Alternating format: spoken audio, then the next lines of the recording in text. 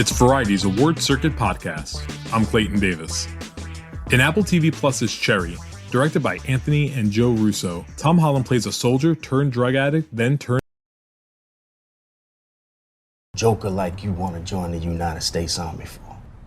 This guy had a face like death, and every other word out of his mouth was Joker.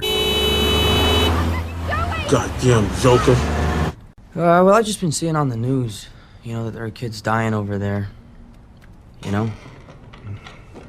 Guys from Cleveland who are my age, just trying to do something good, and here I am, feeling sorry for myself because my girlfriend broke up with me. Damn. She broke your heart. You searching for that gold in the gutter, a sense of purpose, right? Yeah, sense of purpose. Damn. Tell you about purpose. I like him. I was too easy. He knew he had me, and so by the next day I was sworn in. Against all enemies. I recently spoke with Holland about his work in Cherry, along with what we can expect from the new Spider-Man movie next year, which he calls the most ambitious standalone superhero movie ever made. We also talked about his desire to direct and how his dream role is to play James Bond and work with Maggie Smith. I started our conversation by asking Holland how he's doing in these unpredictable times. I'm good. As it goes, I've been so lucky throughout this whole, pandemic. So many people haven't been able to work, or if they have been working, they've been working from home, which obviously comes with its own set of challenges. But my career kind of has continued. I've been working on films and the film industry obviously has figured out ways to handle COVID and to make sure that the crews and the actors are safe. So I've been so blessed that I've been able to keep working. But I do feel for all the people around the entire world that have not been as lucky as I have been. Absolutely. So let's get into this. Why Cherry? Why now at this time in your career? I don't really know why now. I think, I would have accepted this job whenever. It's the gift that keeps on giving. And I got to work with the Russos again, who are two people that I really respect and I look up to and I admire their work. The subject matter is something that I think is really important. And I think we're doing a service to society by sort of shining the light on a problem that is happening on everybody's doorstep, which is, substance abuse and over-medicating people and not treating PTSD in the correct way. And also it was a challenge. It's a challenge. I love a challenge. I love pushing myself. Hard work is good work, So it was a bit of a no-brainer, this film. And I can't imagine there was any way in which I would have turned it down and walked away. You've had a really, really impressive career, for someone, so young. Child actor that hasn't become a pain in the ass or an asshole, so to speak. So congratulations. Well, thank you for that. You don't know me that well, Clayton. You don't know me like that. I'm looking at everyone in the room. Yeah. Well, at least the media hasn't caught it yet, so that's what matters. Yeah. I'm always curious to hear from young people such as yourself. Do you remember the film that did it for you when you were younger, that you were like, I need to get into this. This is me. This is my life. This is my career. Not really, because that's a good question. There's definitely films that I've watched as a young kid where I've gone, wow, I would love to be able to play a character like that or to have a performance in my back catalogue like that. But when I was young, I was 11 when I first went on stage for Billy Elliot, and I was too young then to be thinking about the future of my career. I never decided to become an actor. It's just something that happened to my life, and it happened to me, and I just never stopped. I was just really lucky that I was able to continue doing it for as long as I have been doing it. I wouldn't say there was one moment. I think working with Naomi Watts on The Impossible was the time where I realized that this was something that I could do for a living. That was kind of the first time I was like, oh, wow, I could actually maybe be an actor. But there wasn't one film or one performance where I went, fuck me, that's what I'm going to do for the rest of my life, Yeah, but what are some of your favorite movies? Even now, if I were, it's always the big daunting question. 2 or 3 movies you could take with you to a deserted island. What would you bring with you? Well, that's almost like an impossible question. I bet you get that answer. It's always acknowledged that this is probably not the right answer. It's probably the first thing that can come to mind. So first 3 that come to your mind. It's okay if you'll regret it later. It'll be fun. I I mean, Primal Fear for me is one of my all-time favorite performances from Edward Norton. I think that film is just picture perfect, and there is not anything about his performance that you could tweak to make better. So that's a film that I've, continued to learn from. God, I can't think. My mind has literally gone blank. This is so bad. All I can think about is my own films. That's the only thing that's going on in my head. I'm like Spider-Man 1, Spider-Man 2, Spider-Man 3. Have you seen Spider-Man 3, even though you're still filming it right now? I've seen bits of it, yeah, and it's pretty incredible. I think that Tom Holland's good in the movie. He does a good job. I mean, I've heard he's pretty good. He's pretty talented, that fella, so I'm sure he'll be great in it. Good, awesome. Going back to Cherry for a sec. So, you get to work with Sierra Bravo, who's pretty amazing.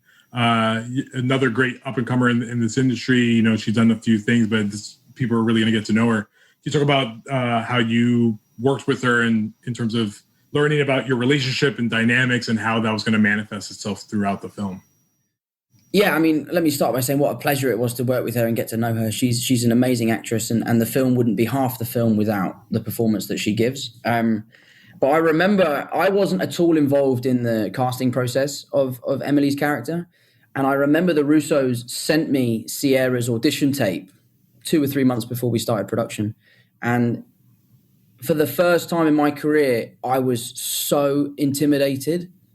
I saw her tape and I was like, oh, she's too good.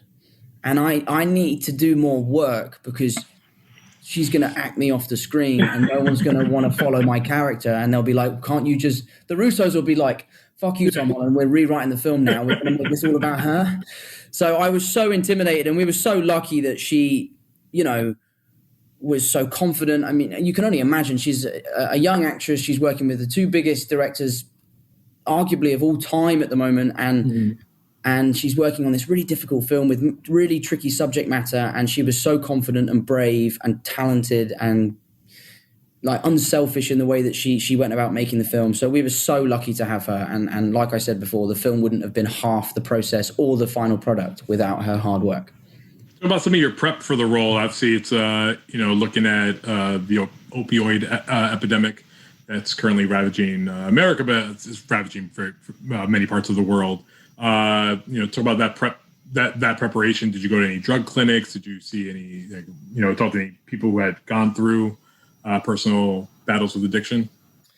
Yeah, we did quite a lot of research, actually. We spent a lot of time at the VA in Cleveland, and we were interviewing veterans who were suffering from PTSD and substance abuse and trying to seek help. And it was an amazing process because it really showed me that therapy works and that these men and women were healing and they were getting better and they were getting what they were looking for.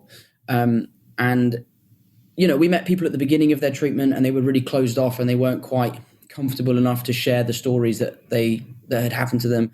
We met people in the middle of their treatment who were just kind of getting to that stage where they were willing to open up. So some of them didn't want to open up to a 24-year-old actor making a movie. And then the people at the end of their treatment who have kind of made peace with their decisions and their mistakes were able to own it and tell us the stories and almost tell them proudly and be like, this is what I did, but it made me the person that I am today. And I couldn't be proud of myself for seeking help. I think one of the big problems in our society is that if you say to someone, oh, I'm going to rehab, immediately the reaction is like, oh my God, that must mean that you're really messed up. But what the reaction should be is it should be, congratulations, that's amazing. I'm really proud of you that you're seeking help and that you've recognized that you're in trouble. So I'm hoping that this film can do that for some people, and that, we can maybe stop some kids from falling into this trap of addiction in the future. Everything you just said is fantastic, and I'm glad you look at it through that lens. I am very disappointed though you didn't say I wanted to go rob a bank and try that out so I could see if I was good at it prior to this role. So I think it was interesting. Shooting those scenes was amazing because they were so visceral and they were so real, and I had a gun with blanks in it and I was shooting it in the air and it felt so real. Is that the first time you held a fake gun in a movie? I was just trying to think a second. I was like, I don't know. Oh no, I held a gun in the Lost City of Zed, the James Gray movie that I did. Ah, yeah. Got it. But it felt so real, and the beauty of it is I never got in trouble for it. I was fine. I would go back to my trailer and have lunch and come back and rob it again. Yeah. But it's interesting for us Brits because we have a very different relationship with guns in England. Obviously, we don't have guns. It's nearly impossible to get a hold of them. So I felt really uncomfortable being around people holding a gun. And it took me a long time to kind of familiarize myself with it and for it to feel like it. Because he was a soldier. He was a trained professional with a firearm. So it took a long time for me to kind of feel comfortable with it being an extension of my hand, But yeah, it was a strange thing to kind of figure out, but we did in the end. As you continue to work with the Russos on all these, obviously with Avengers Infinity War, Avengers Endgame, now Cherry, I can't help but wonder, because you spend so much time with them, are you getting the itch to direct in the future? Yes, absolutely. I've been trying to scratch that itch for a really long time. And my younger brother, Harry, and I have been writing a script together. We managed to acquire the rights to a book series that we loved as kids. So we've been sort of chopping away at that. And I now have so much more respect for writers because it is so difficult, man. I mean, trying to put something on the page is really, really quite difficult. So I'd love to direct one day. We're not rushing anything because I think the project in which we're working is really amazing and can be really quite powerful. So we want to make sure we get it right. But hopefully within the next 5 years, you'll see Harry and I sitting in directors' chairs, shouting action somewhere. Awesome. Let's talk about this little independent film you're working on called, Spider-Man 3, tentatively titled Spider-Man 3. What can you talk about it? It's a multiverse. What's going on here? There's all these rumors, man. I'm the film awards editor, so this is I'm getting bombarded by different angles, man. People are like, we need to know. I mean, obviously, I can't really say anything. You can tell us what happens at the end, right? That's pretty simple. It's like. Do you know what's funny is I nearly told you then. I know. So close to getting what you wanted. Because we're friends and you're not, and we said exactly. You're not. We go way back. We've been on this call, 15 minutes? Yeah. I can say that it's the most ambitious standalone superhero movie ever made. You sit down and you read the script and you see what they're trying to do and they are succeeding. Yeah. It's really impressive. I've never seen a standalone superhero movie quite like it. And I'm just, again, that lucky little shit who happens to be Spider-Man in it. So yeah. I can't really tell you any more than that. Yeah. I'm just as excited as everyone else to see it, let alone be a part of it. But no. Are you guys officially done, or you still have more shooting to do? Or we got a lot more to do. Yeah, we started before Christmas. We shot 7 weeks before Christmas. We stopped for the Christmas break, and then we start shooting. I think next week. I'm not sure.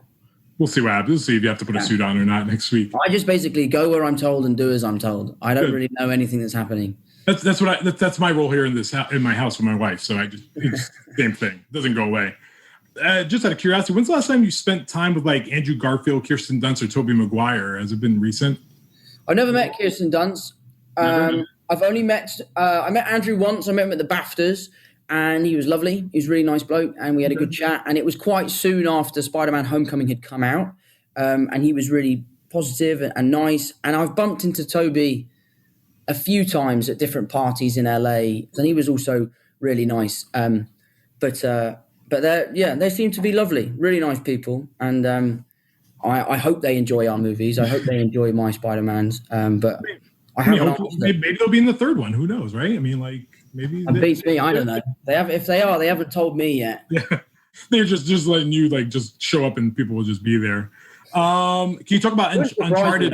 That would be something that Marvel would do. I'd watch the film and be like, so that's who that tennis ball was? You never knew who that tennis ball was going to be.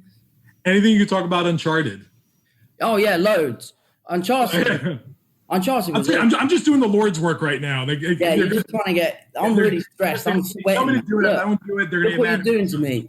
Yeah, sweating like you can't believe. No, Uncharted was really fun. It's a film that I've been really trying to get made for a long time. Tom Rothman and I the studio head at Sony, have been talking about making this film for a really long time.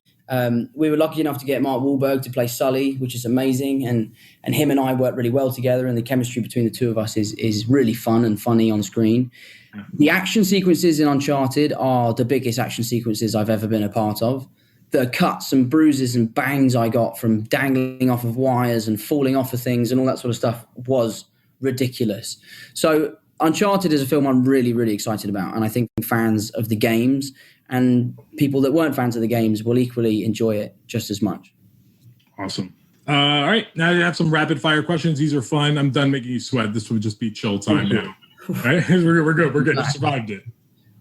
But, if you want to drop the ending of that movie out too, we can talk about that. Ending of Uncharted, how does it end? So, favorite horror movie of all time? What scares Tom Holland? The Conjuring, the first one. Ooh, nice. Yeah. Actress you're dying to work with but haven't worked with yet? First one that comes to mind. I'd really like to work with Maggie Smith. That would be dope. Yeah, I love, she's so like English and she just seems so sweet. I'd really love to work with Maggie Smith, yeah. You trying to get into the Downton Abbey universe too? Look at you. I'll be, my mum loves Downton Abbey, so maybe I'll be in Downton Abbey with my mum. Yeah. Awesome. Who is your favorite classical actor that is no longer with us from 40s, 50s, 60s, any of those times? Oh, I am so poorly educated when it comes to the history of cinema. Do not feel bad. I am as well, and I'm the film awards editor, so do not feel bad about that. If nothing comes to mind, it's okay. I don't know. I genuinely don't know. I'm sorry. Just say Jean-Claude Van Damme. That'll be good. You can just get that out, and it'll be the same thing. What would you be doing right now if you weren't acting? What would you have been as a career? I mean, I always like to think that I would have been a stuntman, but I would never have known that I could have been a stuntman had I not been an actor. So I probably would have been a golf teacher or something. Yeah. This is so random. I can't believe. Well, I love golf. Golf is like my favorite thing, and it's my one escape from being an actor. I turn my phone off, I play golf with my mates. It's now not about like how many movies did you make this year or how much money did you make. It's just about like I took less shots than you on that hole, or you took less shots than me. And getting birdies and pars, man. Oh God, yeah, mate, all day. What is Tom Holland's favorite drink? Oh, just be a nice lager. Yeah. What place have you visited that you have loved the most? I love Thailand. I thought Thailand was an amazing country and the people were so nice, and it was amazing to see how resilient they were and how strong they were from dealing what they've been through in the past. So yeah, I'd say Thailand is probably one of my favorite places I've ever been. And last question, the role that you want to get at some point in your career that you haven't yet, is it from a classic book or something from anything? What is the one role you really want to play, even if you don't think you're well equipped for it? Meaning you can't sing, if it's a musical, or you're not large enough to be Judge Dredd, that kind of thing. I've got 2 roles coming up that I'm playing in the next few years that I'm really excited for, but I can't talk about them yet. But I mean, ultimately, as a young British lad who loves cinema, I'd love to be James Bond. So, I'm just putting that out there. Okay. So I'm going to email some peeps for you and just... I look pretty good in a suit. Yeah, I think you totally do it. I'll just be like a really short James Bond. And not for nothing, we can probably then get Maggie Smith to play, Q. Oh, not Q. M. Agent M. And your dream comes true all in this one little swoop. It'd be amazing. That is not one of the 2 roles you're playing in the next few years, though, right? You want to make that clear. Or are there discussions that are happening? No. I don't know if you can tell, but I'm acting right now. I'm trying to stress you out. Is that what it is? Okay, just got the biggest scoop of the year. That's how talented you are, Tom Holland. Listen, Tom, between you and I, you're fantastic, man. You're really, really talented, man. You're kicking butt, taking names. I look forward to Spider-Man and what you're going to do in this 3rd edition. And I'm still really mad at Jake Gyllenhaal for the ending of Spider-Man Far From Home. Like, I took it personal. I feel like he really hurt you. Yeah, but wait till you see how we kick it off in the 3rd one. You'll be chuffed. I mean, you don't want to tell me right now, right? You wouldn't want to just throw it out there. You're gonna have to wait, mate. Unfortunately, sorry about that. But thank you for taking the time with me. Be safe. Blessings to you and your family. Happy New Year. Maybe Happy the New first Year. 8 days of 2021 won't be so crazy. I hope so. Yeah. Thanks very much, man. I appreciate it.